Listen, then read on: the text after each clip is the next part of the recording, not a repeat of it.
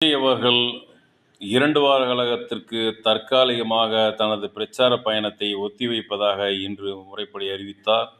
கரூர் சம்பவத்தால் நம் சொந்தங்கள் பாதிக்கப்பட்டுள்ளதால் இந்த முடிவை நான் அறிவிக்கிறேன். தற்காலிகமாகவே இது 2 வாரங்களுக்கு மட்டுமே பொருந்தும். அதன் பின்னர் முறைப்படி அறிவிக்கப்படும் என்று இன்று தனது ட்விட்டர் பக்கத்தில் தெரிவித்துள்ளார்.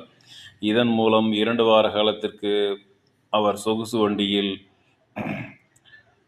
ஏசி கேரவனில் பயணம் செய்வதை அவர் தனி விமானத்தில் சென்று கேரவனில் சென்று பரப்புரை செய்வதை அவர் தற்காலிகமாக நிறுத்துவதாக கூறியுள்ளார். அதன் பின்னர் மீண்டும் அவர் அந்த சொகுசு வாகனத்தின் மூலம் தனி விமானத்தில் சென்று சொகுசு வாகனத்தின் மூலம் அவர் பரப்புரை செய்வார் என்று எதிர்பார்க்கப்படுகிறது.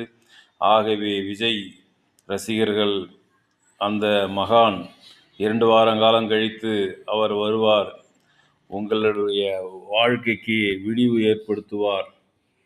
நீங்கள் அதே போன்று இருக்காமல் தயவு செய்து பரப்புரை நேரத்தில் மற்றும் குழந்தைகள், பெண்கள் தயவு செய்து வீட்டில் இருந்து நேரலையில் பாருங்கள்.